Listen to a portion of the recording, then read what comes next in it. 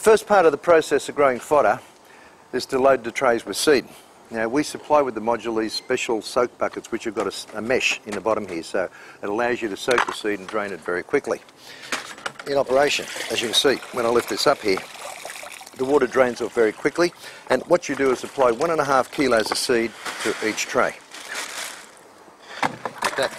A little spatula just to level it off. If I can get my assistant there, Mario, for a moment, he may start loading these in as we put them in the module. Just before I load this in, I'd like to tell a little bit about what we do that's different to everyone else. We have this mineral supplement called Supermin, which you dust 120 grams on the surface of it as you're loading the seed on the tray. What this Supermin does, it doesn't aid the growing of the fodder at all, but as the fodder grows, the Supermin gets incorporated into the root mass and the sprouts themselves.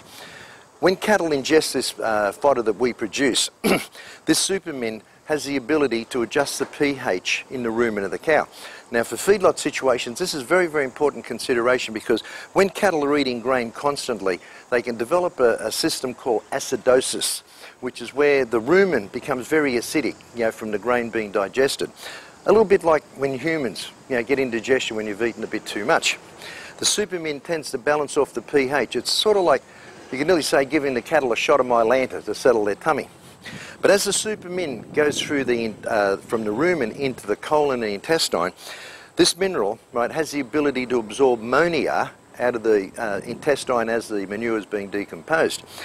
This is a very important issue, and we're doing a trial on this year to confirm absolutely the claim that is made, but they're saying it reduces the flatulence or the greenhouse gas emission out the rear of the cow by up to 50%. But what it does do, we know for sure, as it's going through the intestine, it does absorb ammonia. So when the cattle, defecate into the feedlot, manure management becomes an important issue, because if cattle have scours or acidosis creating scours, the manure is very, very liquid in, you get runoff and a lot of problems with odour.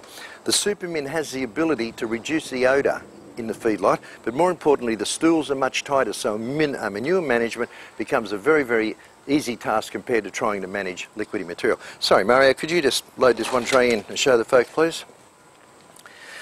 Now, once Mario puts the trays in there, you load 65 trays into the module every day with 1.5 kilos of seed.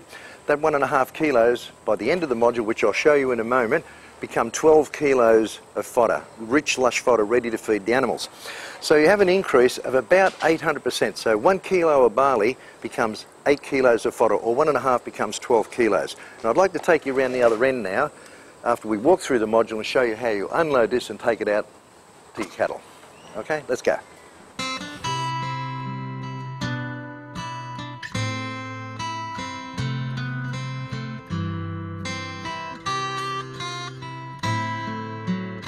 As you've seen, it's very easy to apply the seed to the tray. It's 1.5 kilos to spread it out and put the trays into the module.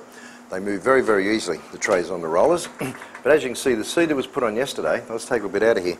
You can notice already that seed, I'll just grab a little bit here, it's already started to shoot and develop roots.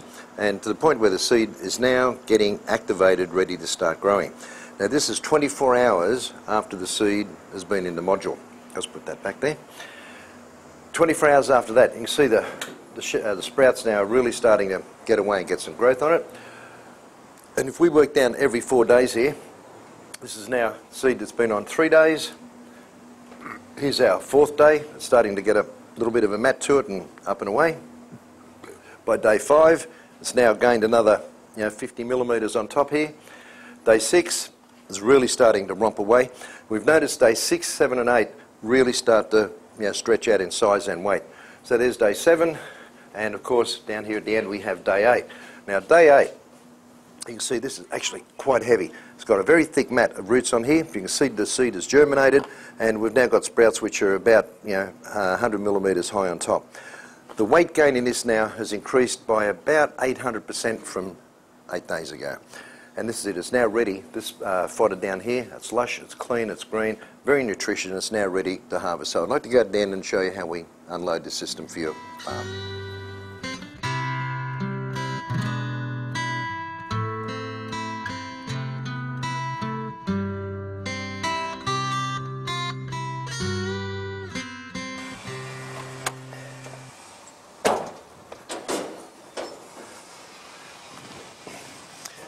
Alright, you've now seen how simple it is to load the seed on the trays, the growing process. Now here is the finished product. Thank you, Mario. What we have here, just one moment, Mar. I'll hand this back to you. You can see it's got a really nice thick mat. The seed now has grown from 1 kilo up to 8 kilos of fodder. In this case here we have 12 kilos. It's quite a reasonably heavy tray, but easy to handle. But with this, all the vitamins, minerals and fibre have now increased 100-fold from the original seed. The protein has doubled, and it's that easy. You can see how easy it is to take out. You just load this into the ute and tip her in the truck. Thank you, Mario. That's it. That's how simple it is to grow this product. Nothing more, nothing less.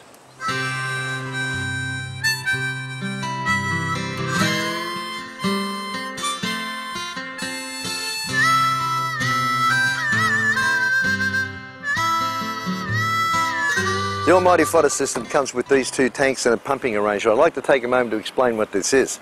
This tank here is your raw water tank, which takes the water from your dam, your creek or your river that you plan on using to run the system. Because you don't know the quality of it, we've put procedures and protocols in place to make sure the quality of water is 100%. This air conditioning unit is a Mitsubishi, heavy industries one. You'll notice here it's called an inverter, which means it has very, very low power consumption.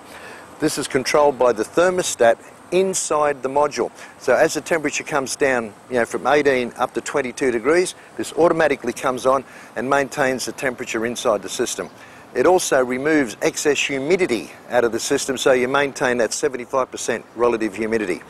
The system, as you can see, is fully automatic. You don't have to come out here and stand out here and turn things on, switch them off. There are many other ways people try this, but we have found the only way this can work 365 days a year and guarantee a result is have the whole system automated.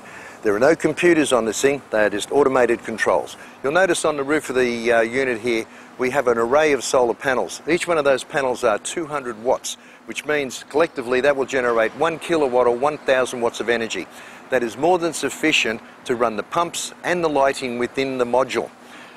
To generate enough power for the air conditioning system, it comes with an automatic start, either petrol or diesel generator, a 7 kVA generator, which is activated by the thermostat. So once the module, the temperature starts to creep up to the 22 degrees mark, the thermostat activates the generator, which operates the air conditioning system. As soon as the temperature drops down to 18 degrees, it deactivates the generator and it stays latent energy until the next time it's required. Very simple, very automated system.